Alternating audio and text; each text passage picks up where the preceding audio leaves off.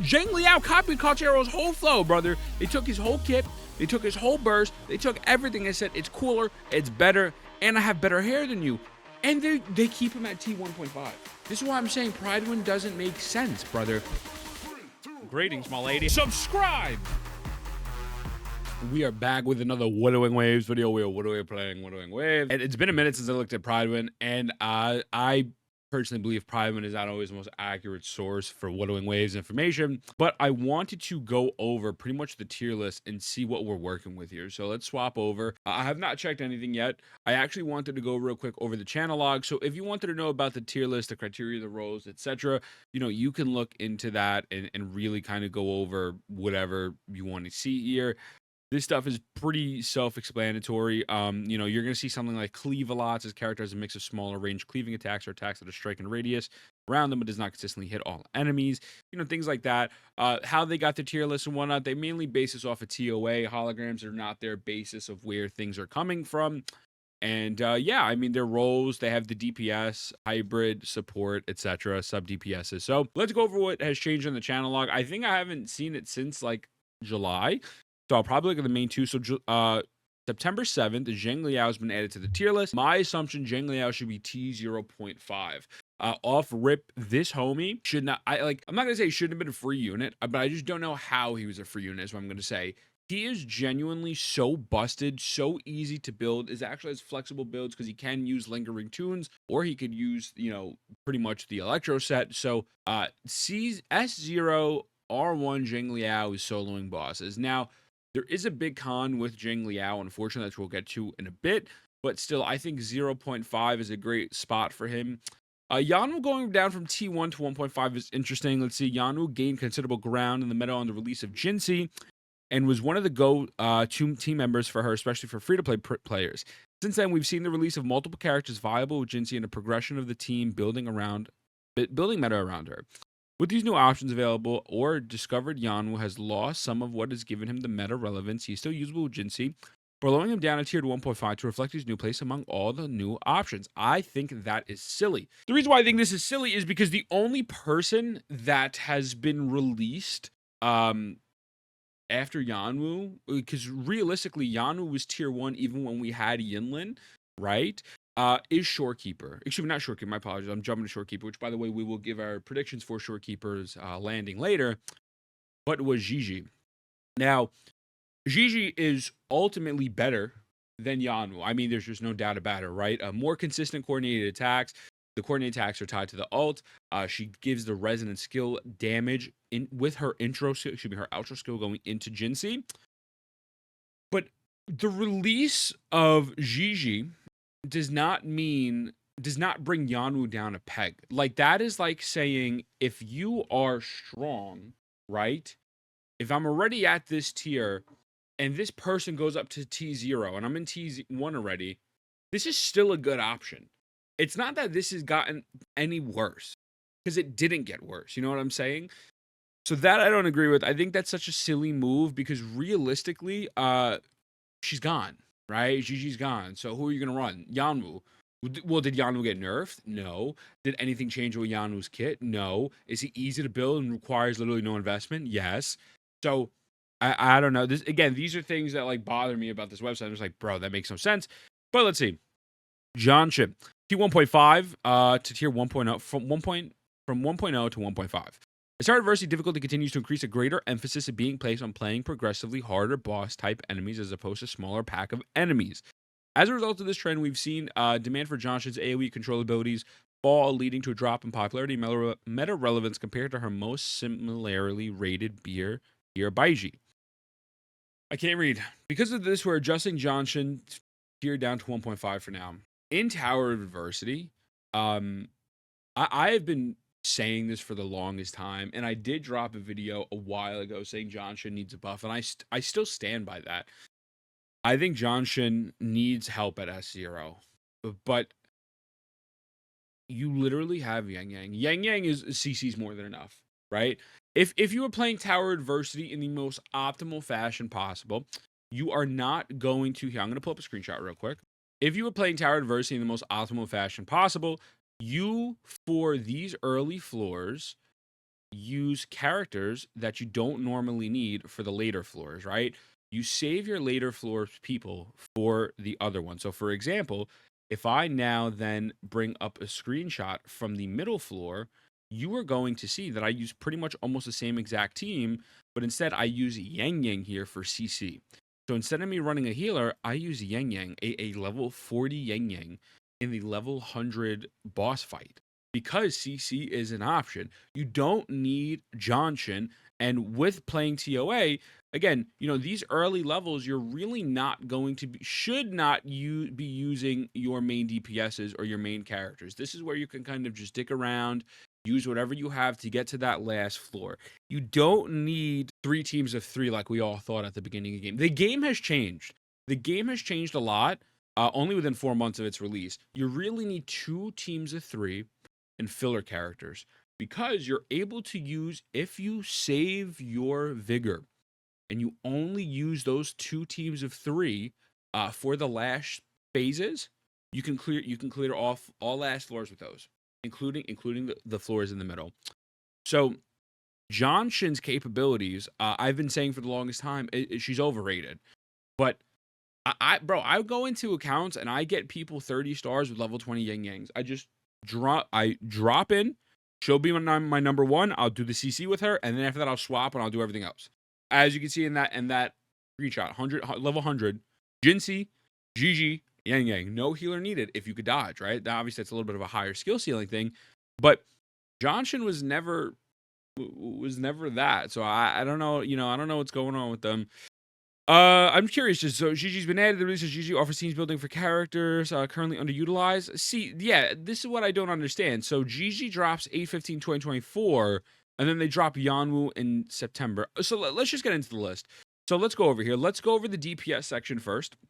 So we have T0 is going to be Jhinshi. Jhinshi will never be topped in terms of damage. Well, let me rephrase that. I think eventually, maybe one day, someone will top her. But the reason why Jinshi's T0 compared to everyone else is, although you can't really solo with Jhinshi, her free-to-play options are still top tier. Her nuke damage is still second to none. 300 plus damage with zhezhi, 350 plus damage with Taoqi.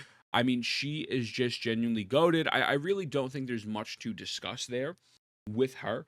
I think it's just straight up. She's the best. She's the best DPS in the game. And can you solo with her? No.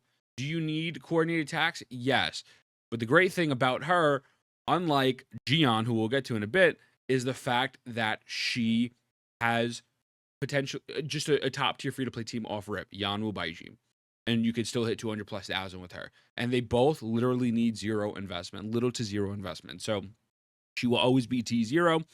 The day she goes below T0 on this website is the day that I shit my pants, right? That's cool. T0.5, Changli.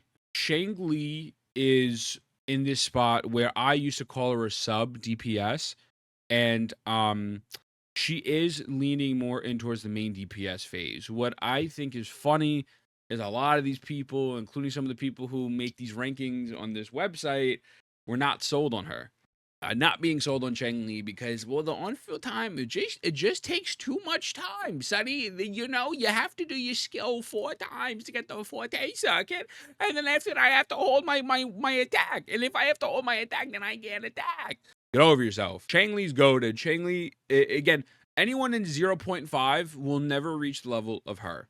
At C0, right? These are all going based on S0 kits, and even at S6, she still out-damages all of them. At S6, Changli starts to finally do S1, S2, S3, Jhinshi damage. But she really isn't a sub. I was definitely wrong on that, but she is more of a hot swap canceling unit. That is 100% correct. Running Changli with Xiangli Yao is actually probably Xiangli Yao's best teammate, low-key. Running Changli with Encore. Running Changli with a bunch of other units that realistically she could solo. She has capabilities of soloing Scar by herself and soloing these level 100 floors even at S0. There's really no negatives to using her. I do know that you do have to pay attention. With Jhinshi, it's pretty brain dead. With Changli, you do need to pay attention because when you get that little buff up, that little red thing on the bottom of your screen, and you're about to go in for that dash attack, if you miss, you don't get that forte circuit, and then you have messed up your rotation. Or there's other times where sometimes I find myself even doing this as well, just because I'm so into it and I'm so fast paced. I'll intro in with Changli, and I'll actually have the little red buff already, but I'll use the skill by accident, and so I pretty much just essentially screwed my run up. So it does take some thinking with her, but she is still solid, and the hot swap potential is crazy. And she just solos, man. She absolutely solos, and the fact that she meets Jiyan's damage and potentially surpasses Jiyan's damage and not being required to certain supports is why she will be a great DPS unit, and that I think a lot of people should roll for. I really do. We're gonna skip over you know, Encore for a minute. I want to touch on Xiangli Yao. Xiangli Yao, T 0.5, I think is a perfect spot for him. In the similar vein of Changli, hot swapping unit, top tier, very good for hot swapping, but can solo in the game. And is not tied to a specific support due to the fact that they're so strong by themselves that, again, realistically, they can start soloing these bosses. And so you could obviously use people like Yinlin. You could use Johnson. You could use tons and tons of supports. I've already put out a video on all these characters. So if you want more information, go check out my guides. But my one problem with him is how much of a buff you get from his weapon. His weapon really is genuinely such a massive buff where even if you're running the Stenard, man, it's not as good. So we're going to go to the gauntlets here, right? If I pull up the Stenard's max attack is only to give you 413 with a crit rate. Even with the crit rate, it's still not that great because you're missing out on a lot of attack points. If I bring up the Abyss Surges, the Abyss Surges would technically be better because it's 588, but it's giving you attack and it's not giving you any crit rate or crit damage, right? His weapon and the passives just aren't the greatest. His weapon gives the 588, so it's the same as the Abyss Surges, but it gives you the crit rate on top of this insane fucking passive, where it says gain 12% attribute damage bonus. When using Resonance Liberation, the wielder gains 48% Resonance Liberation damage bonus for 8 seconds. This effect can be extended by 5 seconds each time Resonance skill is casted, up to 3 times. This is perfect for when he is in his Resonance Liberation stance because he uses 3 Resonance Liberations, right? So the 48% Resonance Liberation buff is insane. And so I understand why they made his weapon so strong because he's a free unit. You don't need to go for constellations. I actually would recommend not going for them, although they're pretty busted. You don't need them. So if you don't have Viridi's Handle and you don't have Abyss Surges, he's really not performing that well. I'm not going to lie to you. He's really, really not performing into the top tier of a 0.5 character because of the fact that these other gauntlets just don't have the high attack stat. You know what I mean? Like, I don't know what else you would really use on him other than Stenard for the 4-star. And even again, Abyss Surge is a little cope. You have to then really hope you get crazy cracked echo sets. So Viridi's Handle is great. And it does suck a little bit that he's tied so much to his weapon, but then again, he's only free for this patch. That gives you time to really hone in on the weapon. So I'm not going to fault them for that. I think that is fine. I think that is acceptable. This is what I don't agree with. I don't think Jiyan should be in 0.5 anymore. And the reason why I don't think Jiyan should be in 0.5 anymore, now I'm going to get a lot of hate. I'm going to get a lot of people being mad at me. S0 Jiyan, although he is easy to play, he's easy to play even not in his ult stance. But his damage comes from his ult stance, right? It's really just his ultimate. He needs Mortefi and an ungodly amount of ER, right? If you get Jiyan and you don't have Mortefi, you pretty much don't have a character. Like, it is what it is. He is great at AoE, great at CC, and very good at, attacking multiple targets. But for how long his ult lasts and having to do the timing with Mortefi and Verina, Verina is another big factor in there, right?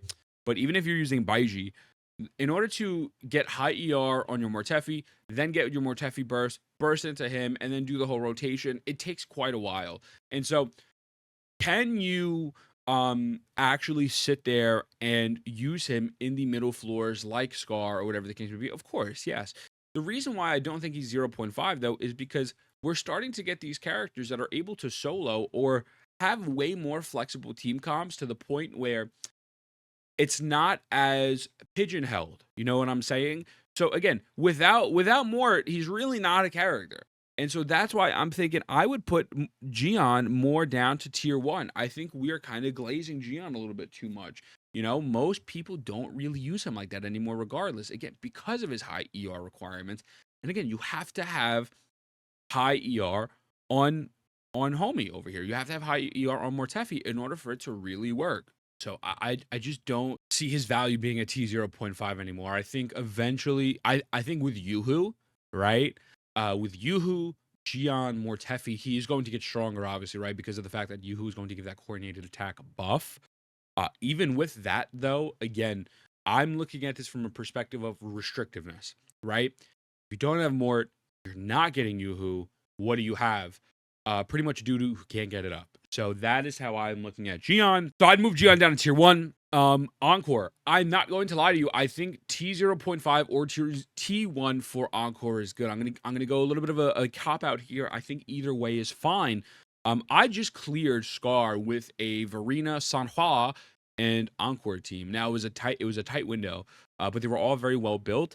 And Encore still has that capability, man. Encore is still that guy where free-to-play team, off rip, you have Sanhua, you get Sanhua no matter what. You do get Baizhi, so Verina helps a bunch, right? But she's still good, man.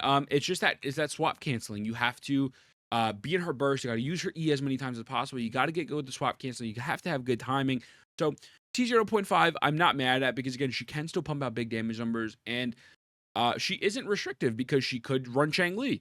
She could run Yinlin. If you wanted to, you could run Zhezhi. You could run Mortefi.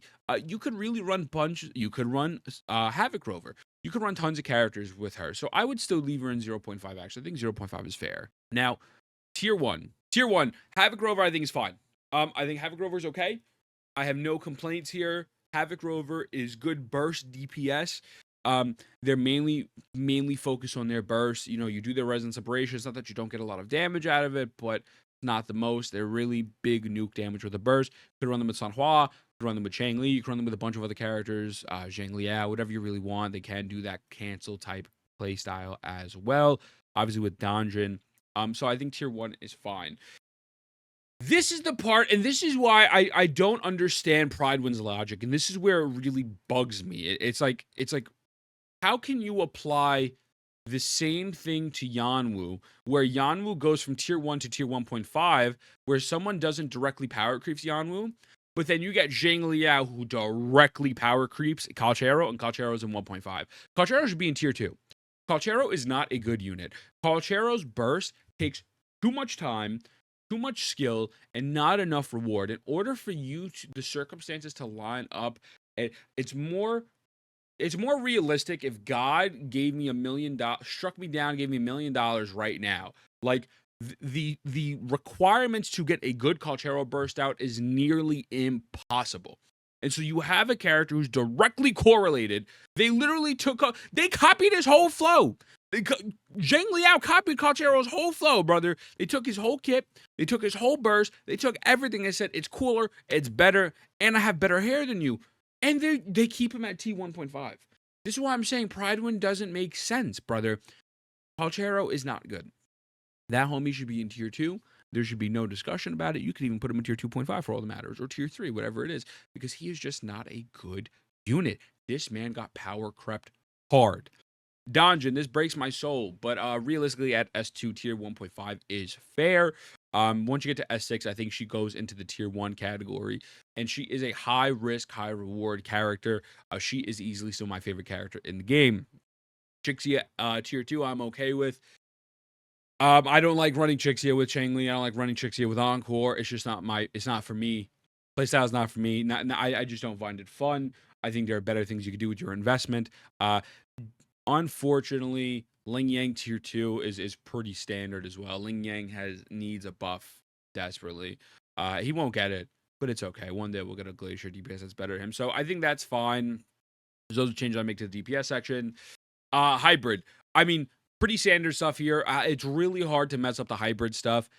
Very at T0, just without a doubt. Yinlin is go-to with the sauce. Yinlin works with pretty much every team composition possible.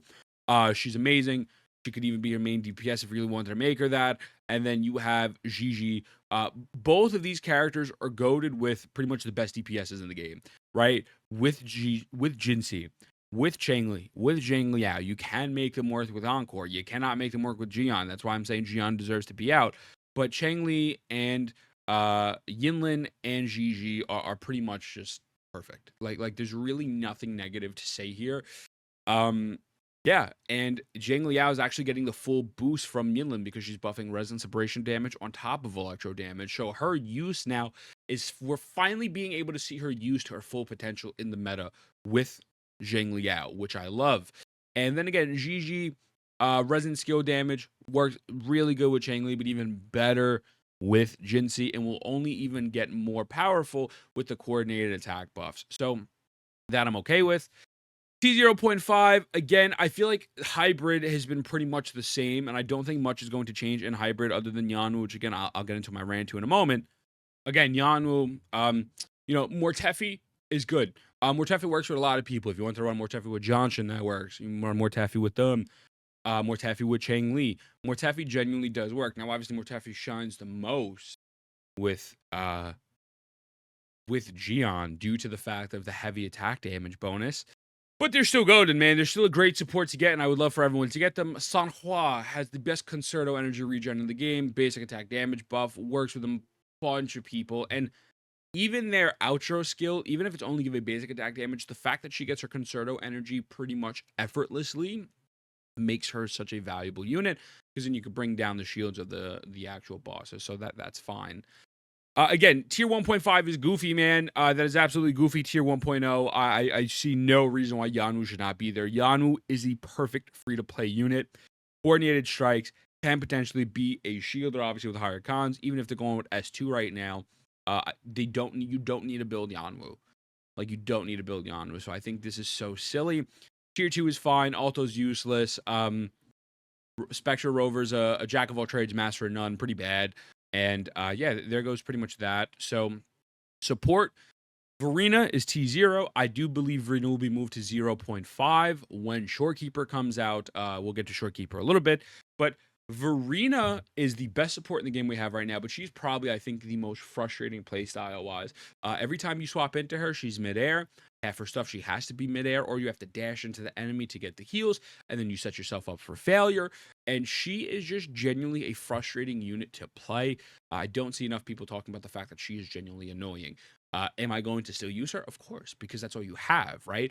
But supports are few and far in between in this game, and I'm going to drop a whole video on who I think you should be pulling, but you should definitely be rolling for supports over DPSs for the fact that, A, maybe you don't have Verina and you only have Baizhi, and B, she is just not fun to play. She feels rough. So, but T0 is good now. Baizhi tier 1, I think, is fair. I think Baizhi is Verina's little sister. I think Baizhi's Verina's little sister. Like, Baizhi's fine. Again, very little investment. Any echoes you have on Verina, you throw on Baizhi. Just run them with the bell. Healing set, not much there. There's really not much to say. Her outro is not to the level of Verina to the point to make her anything higher than tier 1. She will probably go down to 1.5. Johnson, we've already discussed. Johnson 1.5 is fine. Yang, I think, is fine. Yang at tier 2 is fine. Realistically, she's just there for CC, and that's it. She's literally there to throw her burst out and a little bit of energy regeneration and call it a day. And T3 Taoqi, man, not gonna lie to you, brother. I think she should be a little bit higher, man. I do think she should be higher. She's another one of those niche characters that can work very well with Jhinshi, and actually you get the most damage out of Jhinshi with Taoqi because Taoqi gives you a 38% resonance skill buff, but she's annoying to use, and she's very complicated. She's not easy. She's not fun to play with, so I get why she is there, but I think if we are being fair, I truly do believe that we have to actually put her a little bit higher.